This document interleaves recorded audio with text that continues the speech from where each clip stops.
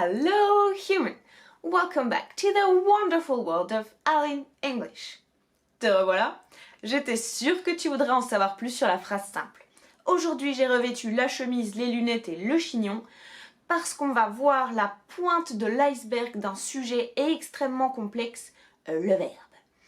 Alors, si t'es prêt, que t'as ton stylo et ton petit cahier pour prendre des notes, c'est parti, en route pour la vidéo!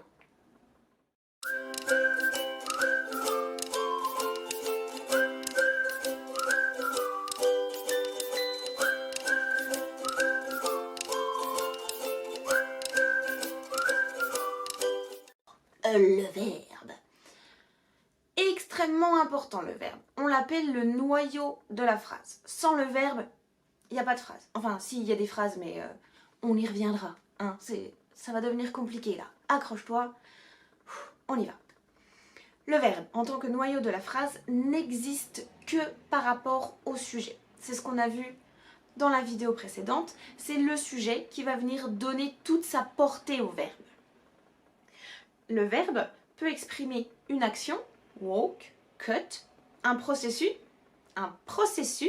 eat, sleep, et un état, be ou live, par exemple.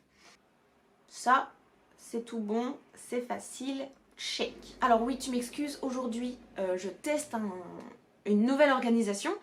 Comme il y a pas mal de concepts compliqués, je garde mes notes sous le nez, et je vais voir si ça donne quelque chose d'un petit peu plus fluide, un petit peu naturel. On verra ce que ça donne. Tu me donneras ton avis dans les commentaires. Alors, voyons maintenant la partie compliquée de la vidéo, celle où il faut que tu accroches ta ceinture. Le verbe permet aussi de situer l'action dans le temps. Dans les phrases, le verbe va subir un certain nombre de modifications. La première d'entre elles, justement, c'est le temps. En anglais, on a le passé et le présent, parce que le futur n'est pas un temps grammatical, mais ça, on y reviendra dans une autre vidéo. En anglais, il existe des temps simples qui encodent des informations simples et qui n'expriment pas un point de vue de l'énonciateur. Par exemple, le présent simple, I like pizza. Et il y a aussi des temps complexes qui ont besoin d'un auxiliaire pour se construire, donc auxiliaire be, do ou have. Et ils peuvent aussi avoir besoin d'un modal. Can, could, shall, should. On y reviendra.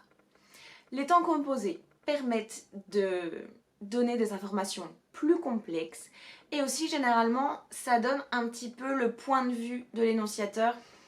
Mais ça on y reviendra, je ne sais pas encore exactement quand parce que je vais avoir besoin de récupérer pardon. Je vais avoir besoin de récupérer un exemplaire d'un livre de grammaire, la Bible de la grammaire en anglais. Sauf que là, nous sommes en reconfinement et que le livre est pas chez moi. Donc, voilà, je ne sais pas quand est-ce que je le récupérerai. Mais de toute manière, il y a tellement de choses, d'autres choses à voir que pour le moment, ça va pas être un problème. Je reviens à mon sujet, les temps composés. Laisse-moi te donner un petit exemple. On avait en temps simple « I love pizza ». Temps composé, on peut dire « I am loving this pizza ». Ce qui peut vouloir dire « Cette pizza me semble vraiment délicieuse ». Ou bien « Ça fait trop longtemps que j'ai pas mangé de pizza, je kiffe cette pizza ». À toi de voir, hein, en tant que récepteur, en fonction du contexte, quelle variation de sens le temps composé va apporter. En parlant d'énonciation, l'énonciateur, c'est la deuxième chose qui va venir apporter une modification au verbe. Tu sais, c'est les fameuses terminaisons. Le petit S que tu rajoutes à tu, ENT pour la troisième personne du pluriel en français. En anglais, en fait, il y a très peu de modifications par rapport à l'énonciateur. Et ce qui est marrant, c'est que la seule, hein, il faut l'encadrer, la seule modification par rapport à l'énonciateur, c'est le fameux petit S de troisième personne que tu oublies presque systématiquement. Et oui, alors s'il te plaît, pense à moi et pense à tous les professeurs d'anglais du monde et rappelle-toi qu'à la troisième personne du singulier au présent simple, on rajoute un S. C'est tout ce qu'on te demande. Merci. Un autre type de modification par rapport au verbe, c'est le type de phrase. La phrase peut être affirmative, négative ou interrogative. Ça, c'est pour le niveau 3, donc on verra ça dans la vidéo juste d'après. Alors dans ces cas-là, en fonction du type de phrase, c'est plutôt l'ordre des mots qui va changer. On va aussi venir ajouter un auxiliaire et un marqueur de négation si on en a besoin.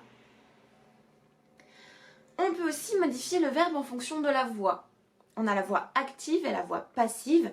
Tu sais, c'est l'éternelle question de savoir si c'est le chat qui mange la souris ou si c'est la souris qui est mangée par le chat. Grande question, le débat est ouvert, battez-vous dans les commentaires. Autre modification, c'est l'aspect. Alors, on utilise des mots un petit peu compliqués. Il y a l'aspect perfectif et l'aspect imperfectif. Deux mots compliqués pour dire qu'on parle soit d'une action terminée, soit d'une action toujours en cours. On y reviendra, hein, c'est un petit lien avec le présent et le passé continu. Ça va être sympa. On a aussi les modes. Tu sais, l'indicatif, l'impératif, le participe et l'infinitif. Alors, tu vas te dire, non mais j'en ai jamais entendu parler de ces trucs-là. Si. L'indicatif, c'est quand tu énonces un fait.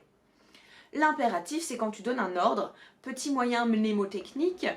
Rappelle-toi du sort de l'Imperium dans Harry Potter, quand le sorcier peut forcer les gens à faire ce qu'il veut, il leur donne un ordre, donc impératif, Imperium, je donne un ordre.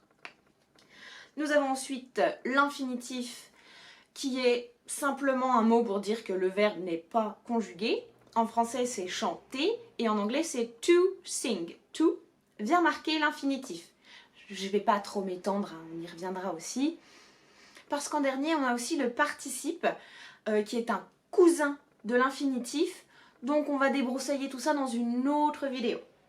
Il existe aussi des verbes qui ont plus ou moins besoin d'être entourés. Alors là, je veux que tu imagines des verbes avec des petits gardes du corps grammaticaux. Ils peuvent être placés avant ou après, ça peut être un complément d'objet, comme le pizza dans I like pizza, ou le with de I agree with you. Certains verbes sont d'ailleurs toujours suivis des mêmes prépositions, par exemple look after et wait for. Notre dernière catégorie est celle des verbes composés, que l'on appelle en anglais phrasal verbs. Dans ce cas-là, on vient ajouter une particule après le verbe, et cette toute petite particule va venir changer le sens du verbe. Par exemple, to keep, ça veut dire garder, et to keep on, ça veut dire continuer. Il y a une liste de particules bien précises qui peuvent être incluses dans un phrasal verb. Ça, on le verra ensemble parce que c'est hyper intéressant. Enfin, moi, je trouve ça hyper intéressant. J'espère que toi aussi, tu trouveras ça intéressant. C'est hyper intéressant et en plus, ça permet de comprendre plein de choses. Mais là, je m'égare, je prends un petit peu de l'avance. Donc, pour le moment, on va s'arrêter là. Je récapitule très rapidement avec mes petites notes.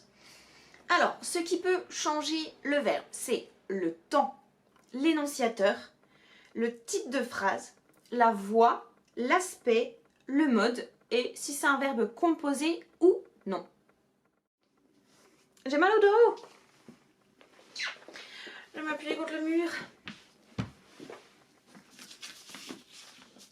Oh god, it's steeping.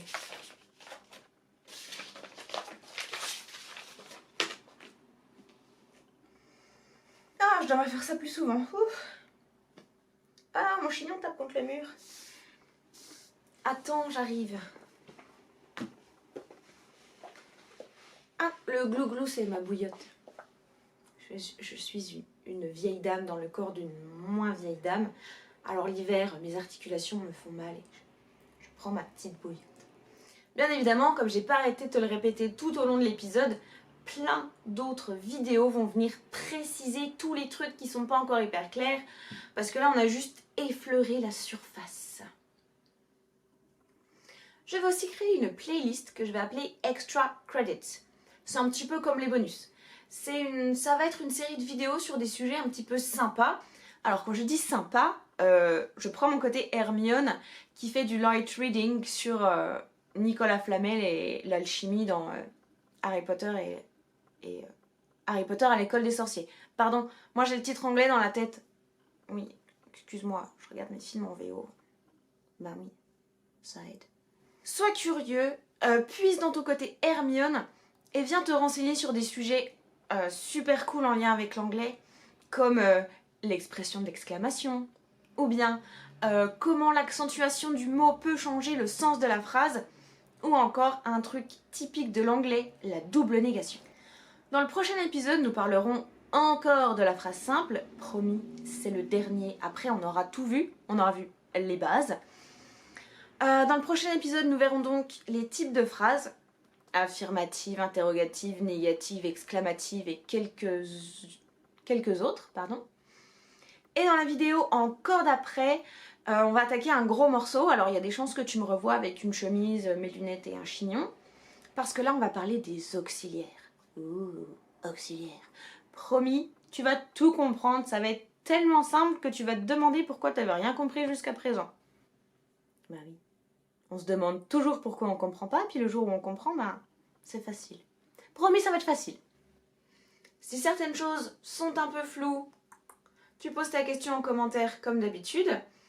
C'est le moment de mettre un pouce bleu, partager à un ami, parce que là on commence vraiment à attaquer les trucs importants, alors tu aides tes amis, tu partages en masse, merci. Ah oui, aussi, si tu veux continuer à apprendre l'anglais avec moi, parce que t'aimes trop apprendre l'anglais avec moi, c'est gentil, tu t'abonnes. T'actives la cloche de notification, parce que les prochaines vidéos, crois-moi, t'as pas envie de les louper. J'espère donc te revoir au prochain épisode. Allez, see you later, human!